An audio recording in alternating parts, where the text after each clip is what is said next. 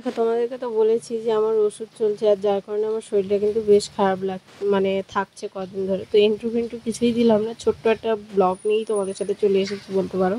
তো আজকের ছিল বুধবার, আর আমি চলে যাচ্ছি আবারও হসপিটালে। মঙ্গলবার দিন গেছিলাম, বাট মঙ্গলবার দিন দেয়নি, বললো বুধবার দিন যেতে। মানে কালকেও গেছিলাম, আবার আজকে যাচ্ছি।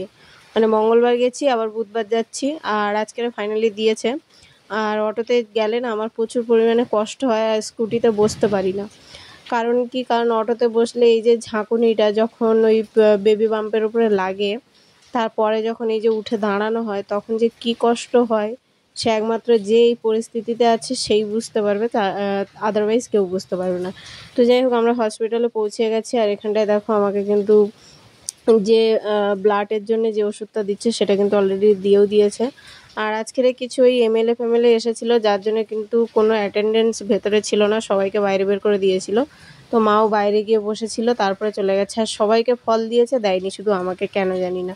তো যাই হোক, এখানটায় দেখো বেশ আমার কিন্তু শুয়ে থাকতে থাকতে ঘুম পেয়ে গেছিলো, কিন্তু চাইলেই তো আর আমার ঘুম ধরে না। ভাবলাম যে একটু গোপাল ভাঁড় চালিয়ে দিয়ে ঘুমিয়ে পড়বো, আর চালিয়েও ছিলাম, বাট না, ঘুম আর ধরলো না। শেষমেশ দেখছি খুব আস্তে আস্তে চালিয়ে দিয়েছে, মানে শেষই হচ্ছে না। যেখানে আমার এটা 1 ঘন্টাও টাইম লাগে না নিতে, সেটা কিন্তু প্রায় আজকের 2 ঘন্টা মতন টাইম লেগেছিলো। মানে যেদিন গেছিলাম আর কি, 2 ঘন্টা মতন টাইম লেগেছিলো।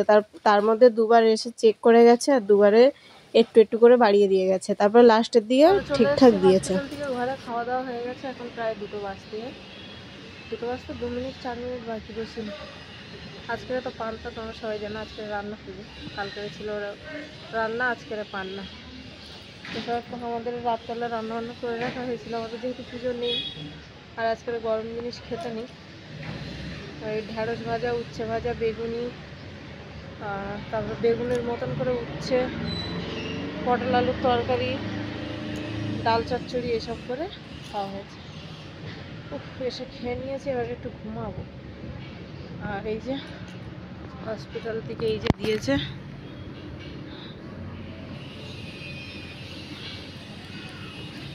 তো 5টা লিখেছিল আমাকে। ফার্স্ট যে ডক্টর লিখে দিয়েছিল উনি বলেছে আর নিতে হবে না, ওখানটায় উনি লিখে দিয়েছে, লিখে সই করে দিয়েছে, বলছে এগুলো নেওয়া অত ভালো না, এবারে তুমি একটু খাওয়া দাওয়া ভালো করে করো, আর আয়রন ট্যাবলেটটা খাও। তা বললো এখন খাবে না, 2-3 মিনিট ছেড়ে আয়রন ট্যাবলেটটা খাবে। ঠিক আছে। ও, পেটটা কি যন্ত্রণা করছে, একটু শুয়ে পড়ি, নিচের দিকে যেন এরকম ঝুলে যাচ্ছে, কি কষ্ট হচ্ছে। অটোতে এসেছি তো আরও যেন বেশি কষ্ট হচ্ছে। চলো একটু শুয়ে পড়ি, ভালো লাগছে।